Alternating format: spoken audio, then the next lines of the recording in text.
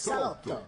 Allora buonasera, benvenuti tutti al Salotto, l'unico posto qui in Torino dove potete vedere, sentire e toccare il nostro caro amico Mao. Ma questa sera siamo qui per festeggiare un evento molto più importante di una persona a noi cara, per fortuna ancora non scomparsa. Sì, proprio oggi, capito? Ma questa sera siamo qui per festeggiare il compleanno di Serge!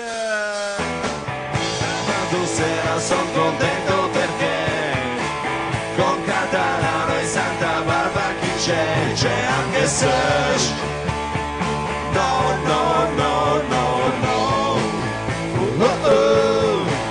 Non se ne sta sul divano, alla chitarra in mano, è proprio Serge. Voglio la musica stasera perché voglio ballare con Margiotta, chi c'è? C'è anche Serge. No, no, no, no, no.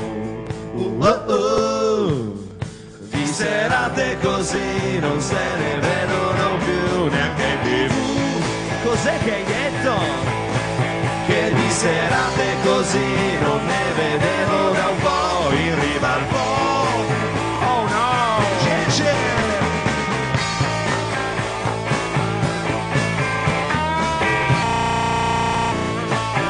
Let's do it!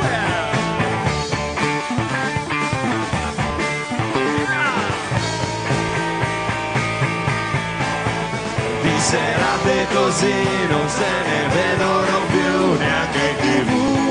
Ma cos'è che hai detto, Mao? Che di serate così non ne vedevo da un po' in riva al Po.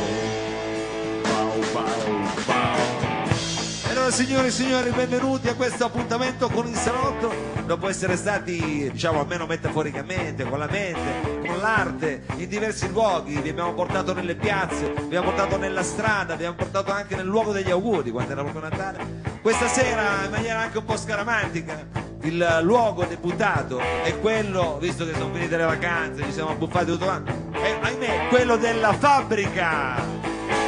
Può anche scattare l'applauso, sì, sì. Lo so che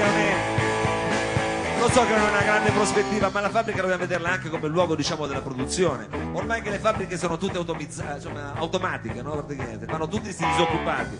Per noi la fabbrica deve diventare un po' un posto dove ingegnarsi, trovare qualche idea e farne diventare qualcosa di buono. Questo cercheremo di fare questa sera con tutti i nostri ospiti, ma soprattutto con i Santa Barbara.